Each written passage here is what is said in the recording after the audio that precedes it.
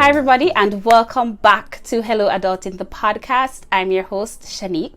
Now, from you see me in this shirt, you know what time it is. It's time for us to go into the Hello Adulting podcast archives.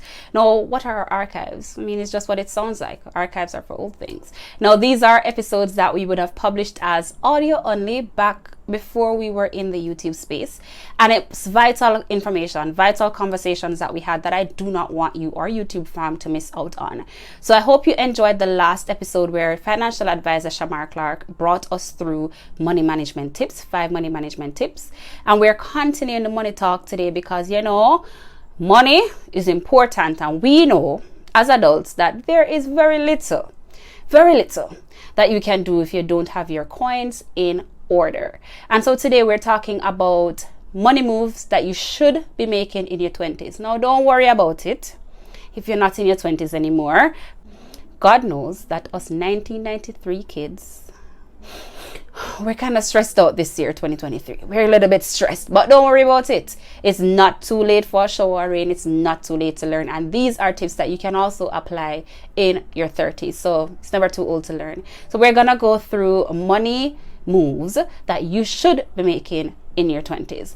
Now, remember that if you want to catch up on other episodes that we may not necessarily pick yet to bring over here as an archive episode, you can listen to Hello Adult in the podcast wherever podcasts are available. I will link our Anchor FM channel in the description box so that you can go ahead, click on that link and check out other episodes. But enough talking, you know what time it is. It's time for us to grab our books, grab your writing instrument, and let's learn some money moves. First thing we have to do, and I will tell you this as a foundation that everybody portfolio, financial portfolio, is have to have a budget. You see, in your 20s, that's the area, that's the area of life you get the chance to actually get rid of the thinking that we had while we were growing up in our teens and all these things, right? And one of the things that most of us did not grow up with is proper budgeting skills. Proper budgeting skills by literally just understanding how much money we earn and how much money we're supposed to spend. You understand? Most of us is almost like a hand-to-mouth type of situation. So we earn 100,000, we spend 110,000, right? And that will hamper you, especially when you're going on into your 30s.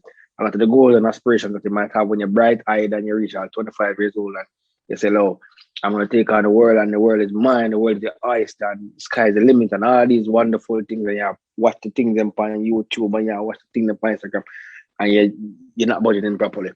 You understand? That's a big problem. So person need to do that. And I can tell you that I'm victim. I was a victim of that. You understand? In my 20s, when I never pay attention to proper budgeting. You understand? Me, I earn 85,000 and I never carry payment for 50,000 a month. So you work that out to me. And rent not come out yet. Mm-hmm. And when the rent, them time my rent was like $15,000 a month. I never do it for. And it was crazy. You understand? So if you know, it might not happen the same day. You know? So the same, maybe you can escape it for a month, 2 months, 3 months, 6 months, maybe even a year. But after a while, when it catches up to you, it almost feels like it's setting you back 3 years. So that's one of the things I want a person to understand. What is budgeting? How it fits into your portfolio, the type of budget you need to put in place and things like that. It's not like a budget is supposed to constrain you and make you feel like you're restricted. It's supposed to help you to achieve the goals that you want to achieve that are 2, 3, 4, 5, or 10 years. You understand? So but what's the rule of thumb though, Shamar, for doing a budget? Because a lot of people tend to think that because they're not making a lot of money, then I don't need a budget because I don't have that much money to manage, or I don't have that much extra money, or my money go towards savings or whatever. So what's the rule of thumb you'd say for doing a good budget? And before me even get into the rule of thumb, for the person that are not earning a lot of money, that you especially need a budget. Mm-hmm. Right? Because sometimes you can get you because your income is that advanced or in comparison to your expenses, you can escape for a little while longer. But when you're not earning a lot of money, you have to budget the money properly, right? So that's something. But the rule of thumb, the minimum is that you put aside at least 10% of your income. And everybody should know this by now. 1/10 of all your earnings is yours to keep. The book I keep telling everybody, go read Richest Man in Babylon. You understand? The principles are there. But the thing is that everybody's expenses are going to be different. So if your expenses are lower than your budget, you're supposed to be investing a lot more. So the aim is to look at it like this. All right, 100,000, let's work with some simple figures. You're making 100,000 per month. your expenses are $50,000, it's $50,000 per month. You have access now to $50,000 worth of surplus that you need to be putting aside, right? And it leads us to our next point in terms of what you should be doing in your 20s. This is when you should be thinking about investing. You understand? You don't wait until your 30s, and you don't wait until the popular thought at the time when I was younger. I understand is that you have to have a lot of money to actually start to think about investing. But no, I look at the time that I've lost and the amount of money that I've wasted over the last decade that I could have invested and be reaping from now. You understand? Where investing comes from saving. Yes. So all those monies that you save from budgeting, you budget on the money, you can save an extra 20, 30, 40,000 dollars per month, and that builds up over time. That money now is going to go to work for you.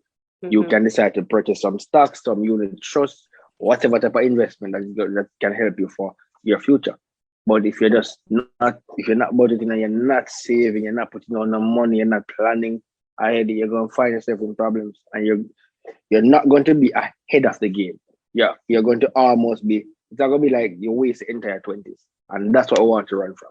And I said, if I could go back to my 22-year-old self, when I tell my 22-year-old self, say, you're a bad man, enough of them zing the way I buy. You understand? You can invest the money. Enough of them shoes that you buy every Thursday. You don't turn and buy shoes to $3,500 and $4,000. The money that can save. You understand? Enough of them clothes the way I buy, wear more than one time. Enough of them fake chain the way I wear. You understand? You can do without it. Enough of them party, enough of them liquor there. You can do without it. You understand? You can save the money, put it down, save it, invest it. Them things I'm gonna tell myself. You understand? So I know you can't describe a spilled milk because we're already there. But I'd like to put it this way. Wherever you are in your life, you're a listener of the podcast, anyone out there. If you're 22, 23 years old, wherever you are, if you look back to high school, right? I'm sure you'll be able to tell yourself some good advice in terms of what you should have done better in high school. It's going to be the same thing. When you get to your 30s, you're going to look back because hindsight is 2020. You're going to see something that you should be doing better. You understand? But you don't have to have as many regrets as a man like me would have. You understand? By making so many mistakes. So it's important to have these things in place. So budgeting is important. Make sure you budget properly. You understand? And make sure you start to save. And the savings from your proper budgeting will help you now to invest. You understand? It's a good time in your 20s, a good time to meet with a financial advisor. Get somebody with no more money. You understand? Somebody that is reputable, somebody that has some skill in the game. You understand? That somebody that you can rap with that can help you to navigate the waters. So that's something that's important. Most of the wealthiest people you learn about or read about, they would have had financial advisors. You understand? And them teams. You need people that will give you some look at insights. You understand? Another thing that it's high on my agenda, and it's because a friend of mine, she keeps championing it. Something that she would have wanted to do in her 20s, and I'm sure it's something that most persons would want to do. Start saving for your house.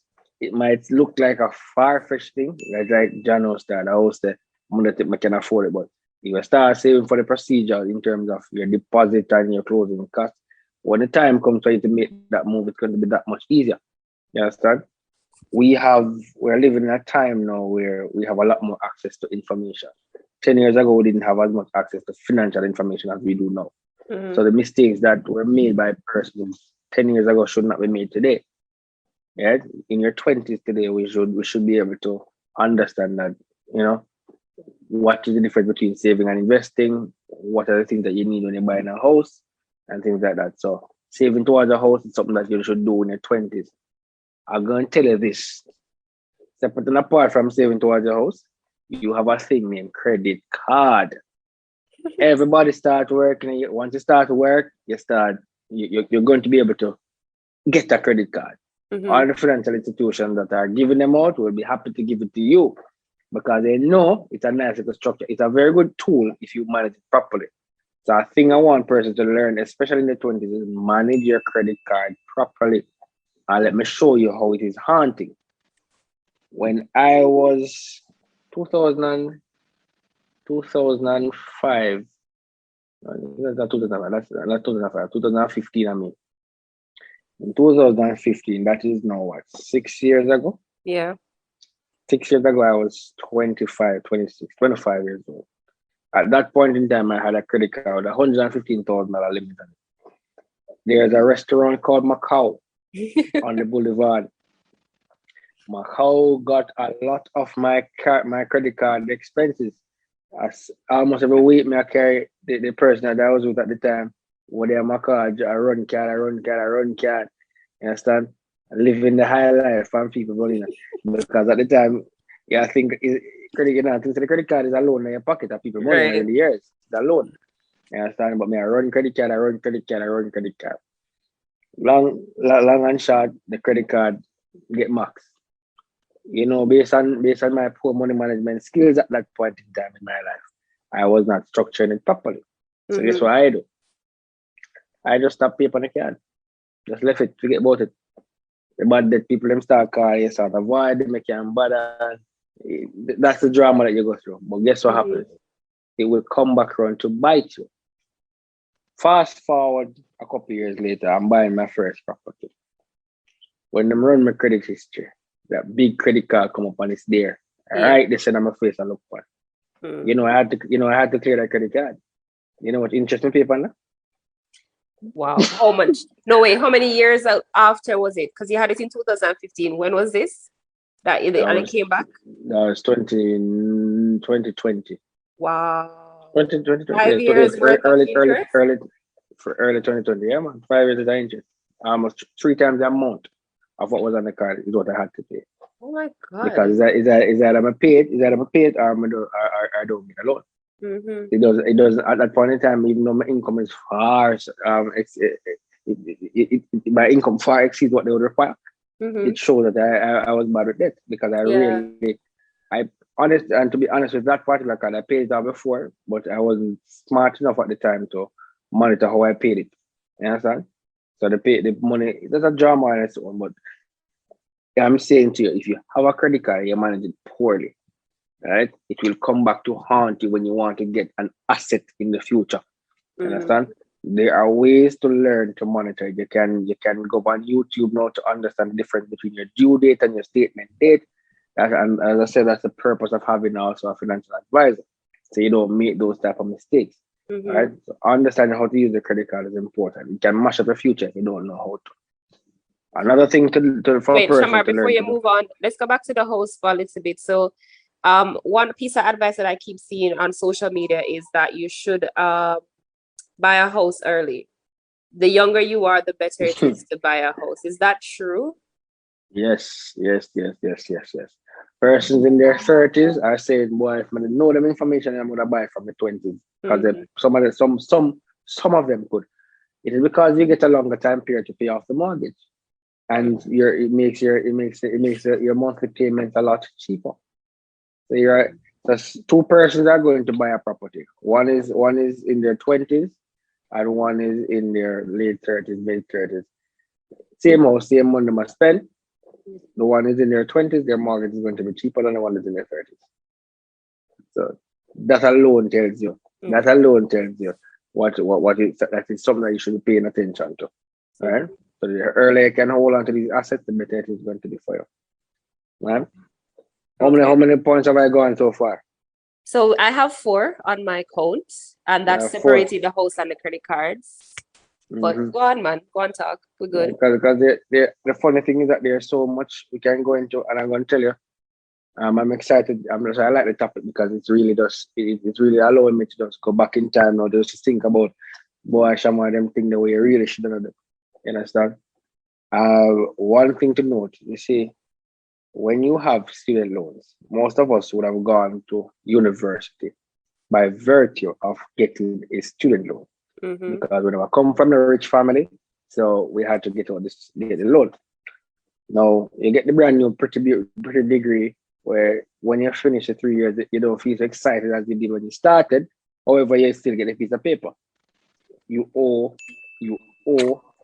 the people them money. Pay the people them money. Student loan is also one of those loans that if you don't pay it, it adds up and it will carry on with you for years. Yeah, I have clients now that I'm actually helping them now 20 years later to help them to clear out some student loan. When they tell you how much they borrowed versus how much they pay back, it's atrocious. You understand? So the faster you can pay back, the better. A tip though, when you're paying excess on the credit on your student loan, ensure that you inform the bureau ensure that you inform the bureau when you're making the excess payments. So it is applied directly to principal and it does not go directly to interest payments or future payments, right? So that's important. That's a manual and it's labor intensive because you actually have to call them or sometimes go there to let them know. But you just making the payment is not going to directly go and affect the principal. So you have to tell them to apply it to the principal. So that's something to note as well. So when you're paying off student loans, right? So the average person that goes to college, some of them can't get a job when we're done. Or when you're done and you're paying your monthly payment, how do you nick at that huge student loan debt really quickly to get it paid off quickly? Like, are there certain tricks that we can use? Well, not tricks per se, but tactics that we can use? It's as you're right, it's not tricks but tactics. There are really two ways to pay off any form of loans, and the one that is effective when you're treating with student loan is pretty much a snowball effect. So they give you a minimum payment, right? So the minimum payment is going to be decided upfront, and you're going to be seeing it at the cashier when you go there, right? Or you're going to be given a loan officer. The loan officer say, "Listen to me, 15,000 the minimum payment, but your budget, the budget that we discussed earlier, you're able to say that you can afford to put aside 30,000 as a month to affect your student loan each month now. So you're going to now divert that extra 15,000 towards the loan." But now is where the tip comes in. When you're paying that extra 15,000, don't just pay the 15,000. And so you tell them to apply to principal. Because what that does is that once it applied to principal, student loan is now calculated on the reducing balance.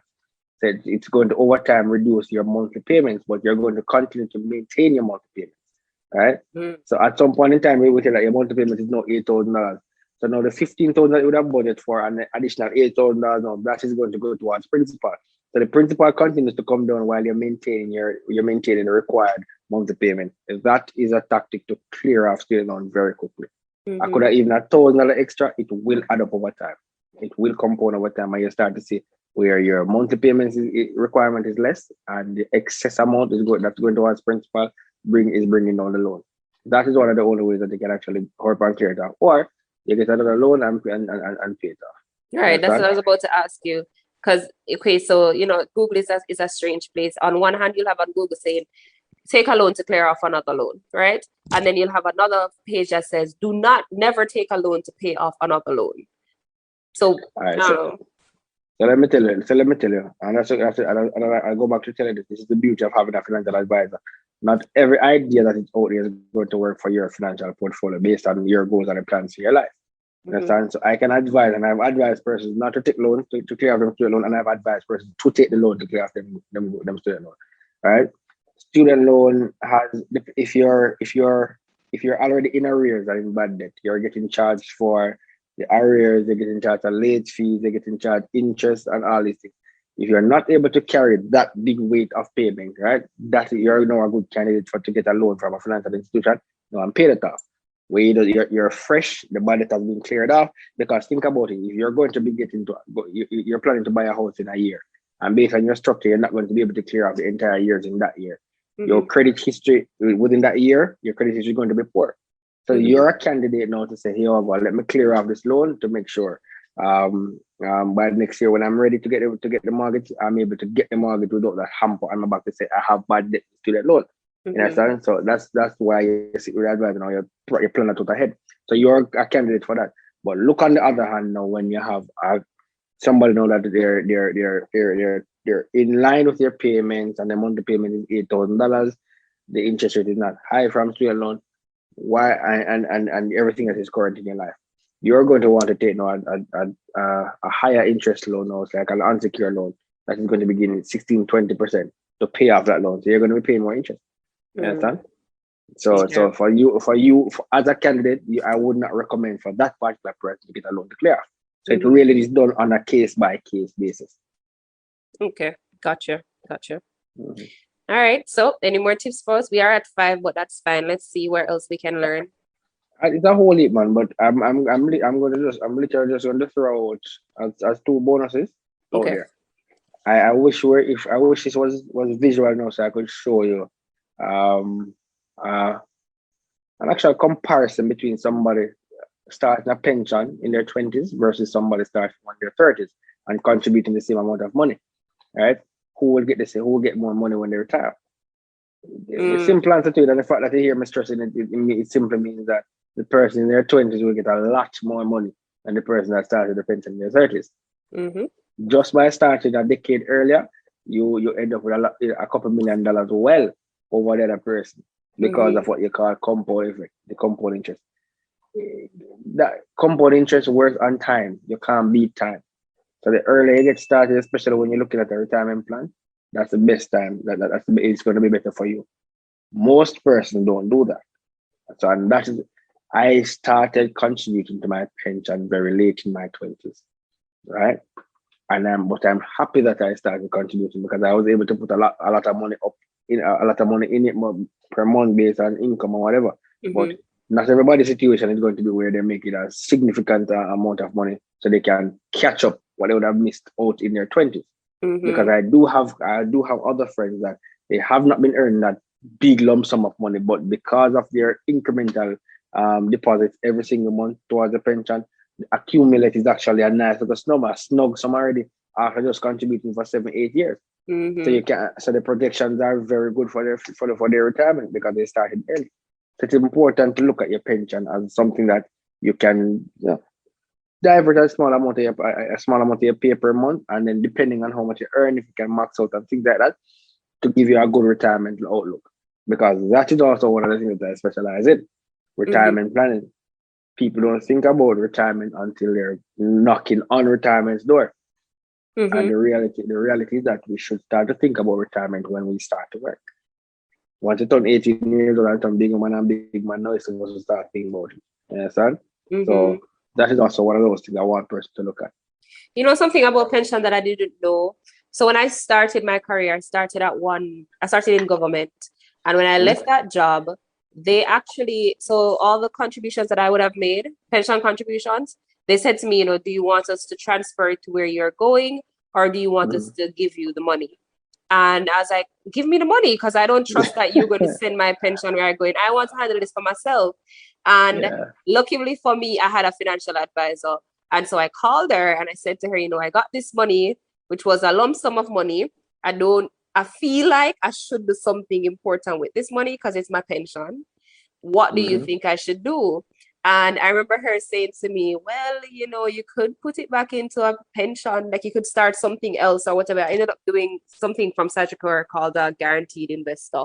But talk to people about understanding the importance of, if you do get a lump sum like that, what should they ideally do with it?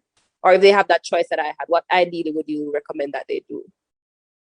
All right, so the investment that you put your money on, the guaranteed investor at the time, is actually a good one because it still grows and compound. The interest rate on it is about 5. At the time, it would have been 5.6% per annum. So you're good. You will be getting some interest, and the interest grows on it every day. So you'll get some money from it.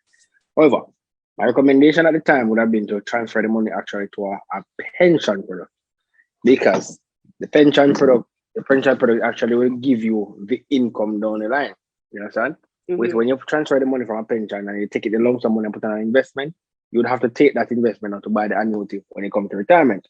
But if you transfer it directly to the pension plan, it will do what it's supposed to do. It will compound consistently over the years, and when you get to retirement, you get an income from it, right? Because that is the structure of how it's supposed to be. So if you're in a situation where you're working with an institution and you're leaving and you have access to your money, do not spend it. Transfer it to another pension fund. That they transfer to the one that you're going to be working with in your current employment, or you take out an individual pension fund to ensure that money does what it is supposed to do. Because you'd have already set it aside. I know money where you actually you didn't have access to it. So don't spend it. Don't make it come into your regular expenses. You understand? Put it, make it serve the purpose where it's supposed to do. So you have person that maybe on the call that will get what you call gratuity. So the government working for a government institution and they're not getting a pension, but the government institution gives them a gratuity at the end of the year or mid-year or wherever, every 12 months. When you get that gratuity, that money is really your pension. That's where you should be putting it in investments. And I have clients where every year, once I'm getting gratuity, them start long up them face Them reluctant to call me, but they still call me. I them know me ever tell them say. I say the money have to go put on upon an instrument to make sure say when you get to retirement, you know the aim, remember the aim is to have money now, the money in the next 5 years, money in the next 10 years, and money when you retire. Right? Those are important things to have. Right? So that's what I'd recommend for persons, right? Once you get a lump sum of money, invest it, man. Agreed. All right. So what's our next bonus? Our next bonus, and this is because of a personal, very personal scenario and situation that affected me like a number of years ago when I was in my 20s too. I want people to understand the fact that we're getting older and we're subject to all kind of risks out there. You understand? We're on the road every day and we can just end up in a car accident or whatever. Pretty much that's really what happened to me. Crash and nearly kill off myself. You understand? And them time you live a little faster than you should, you know what I mean? There's a product called life insurance that persons should think about getting, especially in your 20s.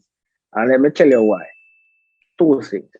In your 20s, when your health is up and running and good and bossy, you understand? That's the best time to get it because insurance is bought with good health. Next thing, when you're in your 20s, the premiums are way less.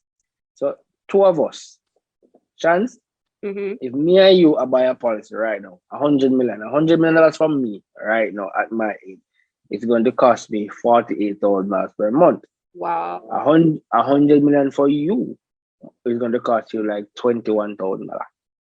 That's crazy. That's a big gap.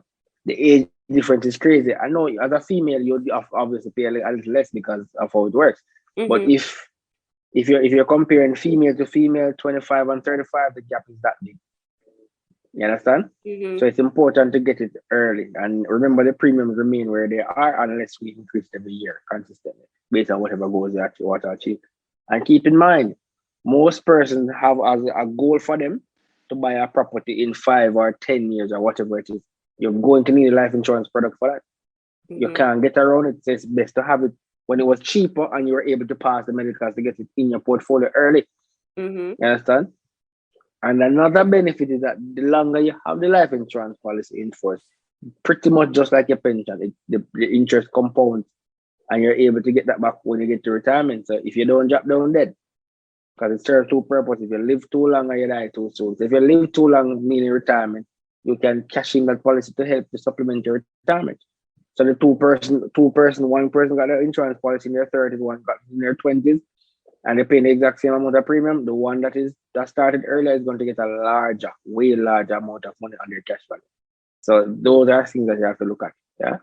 So when you get to retirement, Shamar, and the cash value for your life insurance, are you essentially closing your life insurance or are you just taking the benefit side of it? I mean, you're closing it at that point in time. Okay. Because when you want to access the cash value, there's an investment component that comes with the policy that you can always pull on straight through, right? Once investment is going there. However, the premiums that you're paying to carry the risk itself on the policy, right? The premiums that you're paying, those are also being invested. Okay. And that one that is being invested, a part of that investment, the interest is stored on the policy, and that is where the cash value builds up. So you'll find that none of your money is being wasted. A part of it is being invested, and you can get it back down the line. You just have to give it some time. But at that time, now when you're getting back that cash, you're surrendering the policy. I get them and say, listen, I already have, because you might over the years, the average person buys at least 8 policies. So you might have 1 or 2 for say, if I drop down dead, my grandparent can bury me, I'm go down whatever, and then you have another 6 ways. Say, oh, cash in all of them. I'll make some money and collect some money. So you're never going to be without the coverage because you're going to need some coverage throughout your lifetime. But you at least 2 or 3 of those policies should be able to cash in if you can. When you want to book a cruise or give some to your favorite advisor, Shamar, whatever you want to do. Exactly. All right, Shamar. So that's 7 money moves. We got 2 bonus. So that's basically a mouthful and a notebook full, really, if you guys were taking notes. So let's wrap it up. I have one more thing to say. Yes, I was about to ask you that. Let's go. one more thing to say when it comes on to money moves. And it is possibly the most important thing to say. And it is you need to start your financial education in your 20s. You need to start your financial education in your 20s. Mark, I tell you, we were brought up, we are already programmed, we were brought up in situations that with money was not something that was communicated freely or very openly, or just handling money was not something that would our parents possibly sometimes if them own them house, some of them, enough of them don't own house, they're still renting and things like that. We don't know as many wealthy people or persons that are financially astute in terms of how they handle their monies and things like that. So we now have to teach ourselves these principles. Now think about someone that is 22. All your 22 years, gone so far, you're being coded a particular way and to treat money a particular way. You understand? You now have to remove those your entire thinking of money now and rebuild it the right type of thinking. You understand? To ensure that you get to where you want to get to, because by the time that 10-year jump between 22 and 32, if you don't change that programming that you would have gotten from your born till you're 22, you're possibly going to end up in the same exact situation. Like your four parents and person that are in that category. So you have to ensure that you start your financial education early. Start educating yourself. Start reading the books, watching the YouTube videos, listen to the people who talk. A lot of information is out there right now when it comes down to money. It's a lot of information. Consume what you can. Find the confidant that you can reason with. Foster those relationships that speak about it. Money is not supposed to control our lives. We're supposed to control money. You understand? And we were brought up to say, we're going to work for money. Fine. We work to earn money. But when we earn the money, what should we do with the money? Those are the conversations that we should be having. But if you don't educate yourself properly, you're not going to have that type of sophisticated conversation. You're going to probably end up in every month, paycheck to paycheck. Budget because you're afraid of it. Paycheck to paycheck. What your friend over there, so we must spend. Buy both liabilities and not focus on assets. You're afraid of the investment and me not buy no insurance because of this. And there's all kind of things all kind of skepticism and all kind of things that you come up with to not do the right things because it's how we were programmed. So you have to get rid of the program. Start to read some simple books. That's why I keep telling everybody. That book is the simplest book. The Richest Man in Babylon. I promise you. You read that book there and listen to it, you come back and stand because all the financial principles that you might need are in there, in the simplest of forms. You understand? So the financial education is important, and I'm grateful that I got a chance to start mine very early. By my 18, 19, but as I say, there must be something different between rich people and poor people. I mean, it come from the poor people come from them time, and them time I could identify and say, boy, you're poor, and I wanted to see how the other side or the other side live. But in order to get to the other side, I have to think how them things and read the book, what them read, and expose myself to the information that they expose themselves to. You'll find that their children are further ahead of us because they were exposed to that type of information. Most of us don't have that luxury, so we have to force ourselves to do it. So spend the time. So that's one of the things that is important. It all starts in the mind. Once you get your mind right and you decide, say, oh, this is what I'm going to be focused on, everything else following up. The discipline will follow because all of the tactics and all the money moves we just talked about a while ago, they will count for nothing if you don't have the discipline to continue. Because person will start and then stop. That is where the education, the financial education comes in. You understand? Make sure, say, you understand the reasons why you're doing things, you understand? And then over time, it becomes easier. You're not going to be perfect in 5 or 10 years, but over time, it becomes easier. And then this information you can now pass on to your future generation. Yep. Agreed completely. Completely agree. Thank you so very much, Shamar. Appreciate your thoughts and your time on this topic. You're most welcome, my dear.